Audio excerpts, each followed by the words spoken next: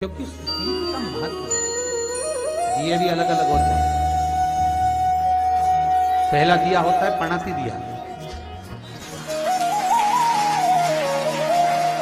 मैं चैनल वालों से कहूंगा, अगर आपके पास में क्योंकि हमने पहले भी कथा में कहा कि जिस जिस जगह का स्मरण कराएं उस जगह का फोटो भी आप दिखाएंगे तो उसका आनंद कथा सुनने वालों को, ऑनलाइन वालों को मिलेगा। पहला होता है पणती दिया। ये पणती दिया मट्टी का दीप, जिस दीप के अग्रभाग को थोड़ा सा बड़ा कर दिया जाता है, उसको पणती दिया गया। ये पणती दिया जब भी भगवान के सामने लगाया जाता है तो इस दिए को सम्मुख में जब रखा जाता है तो दिए का जो लौकिक मुख होता है वो अपनी ओर होना चाहिए। पणती दिए की जो लो है, बाती है, उसका मुख अपनी ओर।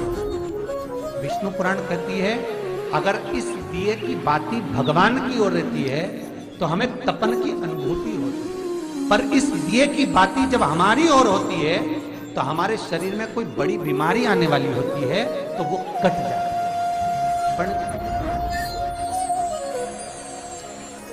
विष्णु पुराण में दूसरा दीप कहा गया है निरंजन दीप। विष्णु पुराण में दूसरे दीप का वर्णन निरंजन। जिस निरंजन दीप में महाराज आपने देखा होगा डमरू जैसी आकृति होती है। अगर चैनल पे कथा देख रहे होगे तो इनके पास में अगर होगा तो अवश्य दिखाएंगे। निरंजन, इस निरंजन दीप में डमरू की आकृति होती है, रखने का भाग और ऊपर का भाग इस तरह, और ऊपर उसमें दिए लगाए के लिए बाती का स्थान रहता है। किसी किसी में 5 कंगूरे होते हैं, किसी किसी में 6 कंगूरे होते हैं। इसको निरंजन दीप है। महाराज विष्णु पुराण के 5वें अंश में लिखा गया निरंजन दीप भगवान के सम्मुख में राइट भाग में लगाया जाता है। भगवान का जो स्थान होता है, भगवान का जो मंदिर होता है, तो भगवान का राइट, आपका होगा लेफ्ट, क्योंकि आप भगवान के सामने बैठोगे तो भगवान का राइट, आपका लेफ्ट। तो आप जब लगाएंगे तो आप लेफ्ट में लगाएंगे, आपका लेफ्ट होगा और भगवान का वो भाग राइट के, तो भगवान के सीधे हाथ की ओर लगता है। निरंजन, निरंजन दीप कभी भी तेल का नहीं लगता। मान निरंजन दीप कभी भी तेल का नहीं लगेगा। हाँ, ये हो सकता है कि बटी निरंजन जो दीप होता है उसमें तेल डाल सकते हैं। बटी निरंजन दीप जो होता है उसमें कंगूरे नहीं होते। बटी निरंजन दीप केवल गोल होगा, ऊपर से डमरू जैसी आकृति होगी, डमरू जैसा होगा, ऊपर से उसमें कहीं कंगूरे नहीं होते। महाराज अगर आप चैनल पे देख रहे होंगे तो बटी निरंजन दीप का भी वर्णन आपको दिखाया जा रहा होगा। बटी निरंजन जो दीप होता है वो केवल डमरू की आकृति में होता है, उसमें कोई कंगूरे नहीं होते। पर निरंजन जो दीप होता है उसमें कंगूरे होते हैं। तो जो निरंजन दीप होता है उसमें कभी तेल नहीं डाला जाता। निरंजन दीप को हमेशा घृत से ही लगाया जाता है। पर बटी निरंजन जो दीप होता है उसमें आप तेल डाल सकते हैं। बटी निरंजन दीप जो लगाएंगे वो तेल का लगा सकते हैं, पर निरंजन में कभी तेल नहीं डाला जाता। क्यों नहीं डालते? विष्णु पुराण कहती है निरंजन दीप के अंदर अगर तेल की बाती लगाया जाता है तो 1 रुपया कमाते हैं, 1.25 रुपये खर्च होगा। घर में 10 लोग भी कमा कर लाएंगे तो पैसा नहीं दिखेगा, घर में रुपया टिकता नहीं।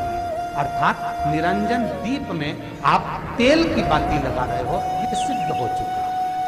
अब अगर आप यही बात किसी जगह पर पूछोगे, किसी आचार्य से पूछोगे हमारे यहाँ ऐसा हो रहा है, तो वो कहेगा तुम्हारी गृहदशा खराब हो रही है, तो उसने अंगूठी पहना दी। अंगूठी पहनाने के बाद भी घाटा खा गए। फिर पूछोगे महाराज हमने तो अंगूठी पहनी, नीलम पहना, पुगराज पहना, ये पहना, वो पहना, आराम नहीं लगा, तो कहाँ तुम्हारे यहाँ वास्तु का दोष है। वास्तु भी सही करवा लिया, उसके बाद भी सुख नहीं मिल रहा। अर्थात आपके दिए में जो आप बाती लगा रहे हो उसमें कुछ कमी है, उसको पहचानो। चतुर जो डॉक्टर होता है वो जरा सी देर में पकड़ लेता है कि इसको प्रॉब्लम हो क्या, और नहीं तो कहेंगे जांच कराओ, ये जांच वो जांच, और मालूम पड़े कुछ निकला नहीं, फिर भी शरीर में कष्ट का कारण क्या वो पकड़ना चाहिए। मतलब आप 1 रुपया कमा रहे हो, 1.25 रुपया अगर खर्च हो रहा है तो निरंजन जो दीप है उसमें तेल की बाती लग रही है, ये पक्का है, ये पक्का। मतलब घर में पैसा टिक नहीं है। पैसा आ तो बहुत रहा है, बहू भी कमा रही, बेटा भी कमा रहा, दुकान से भी आ रहा है, किराए से मकान भी चल रहा है, वहां से भी बहुत कुछ आ रहा है, पर आखिर पैसा दिखता क्यों नहीं है? आया, लाख रुपए रात को आए, 2-3 दिन में चले गए, बचे नहीं कुछ भी। पत्नी के बाद भी बेचारी वो माई के अल्लाह के जोड़ तो बताती नहीं, अच्छा थोड़ा सवाल है। पर कमाई का धन नहीं दिख रहा। मतलब निरंजन जो दीप है, निरंजन दीप जिसमें ऊपर कंगूरे बने रहे 5, 6, 7 डमरू की आकृति का रहता, पर उसमें कंगूरे बने रहते निरंजन, उसमें जरूर आप तेल डालकर जला रहे हो, इसलिए धन दिख नहीं रहा, संपदा दिख नहीं रही, वैभव दिख नहीं,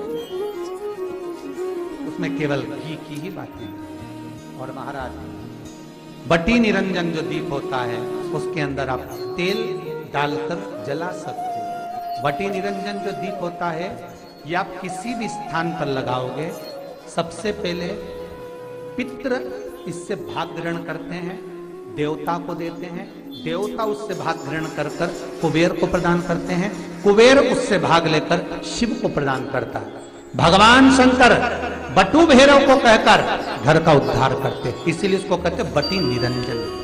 इसमें कंगूरे नहीं होते। बटी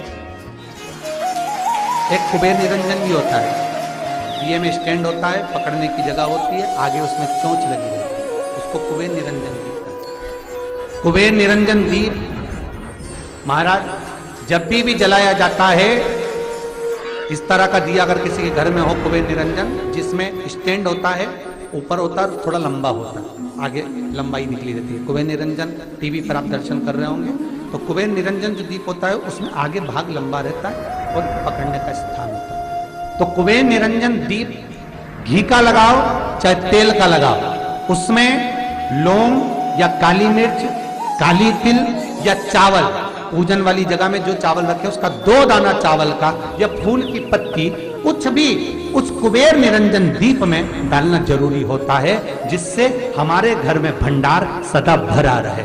अगर कुबेर निरंजन दीप खाली जलता है, आपने कई जगह मंदिरों में देखा होगा, कुबेर निरंजन दीप डालते हैं तो उसमें थोड़ा 2 दाने चावल के डाल देते हैं, कुछ नहीं डालता तो एक सिक्का पटक देता, एक का कलदार पटक देगा, कोई चवन्नी पटक देगा, कोई 5 पैसे पटकेगा। कुबेर निरंजन दीप खाली नहीं, समृद्धि दे। महाराज आनंद की अनुभूति कराएगा, सुख को दे। मट्टी के जो गोल दिए होते हैं, माटी के, महाराज इन गोल दिए का जो प्रमाण हमारे यहाँ शास्त्र कहता है, ये चहो दिशा को सुख प्रदान करने वाले। इसकी बात ही आप कहीं पर भी लगा सकते, किसी भी स्थान। आटे का जो दिया बनाते हो घर के अंदर, कभी आपने पूजन करी होगी तो आटे के दिया बनाओगे। अभी आप वैकुंठ अपने कार्तिक पूर्णिमा के दिन विसर्जन करने जाओगे, घाट पर लगाने जाओगे आटे का दिया, तो आटे का जो दिया लगाते हैं, इसकी बाती हमेशा याद रखो कि अगर 4 दिए लगा रहे हो तो चारों दिशा में बाती होना चाहिए उसकी, मतलब बाती एक ही रखो पर 4 दिए को 4 दिशा की ओर निर्मित कर रख दीजिए। उसका मुख्य आटे के दिए में कभी भी चोंच नहीं बनाना चाहिए, अर्थात बत्ती रखने की जो चोंच होती है आटे के दिए में कभी नहीं बनाना, बिल्कुल गोल बनाना चाहिए और उसको फिर विसर्जन की ओर आप लेकर जाओ या देवता की ओर लगाओ, जहां लगाना है, पर उसमें चोंच नहीं होना चाहिए। जिस आटे के दिए में चोंच बन जाती है उसको बलि का भाग ग्रहण करने वाले देव उसको प्राप्त कर लेते, तो उसका पुण्य हमारे खाते में नहीं आता। इसलिए आटे का दिया जब भी लगाएं संपूर्ण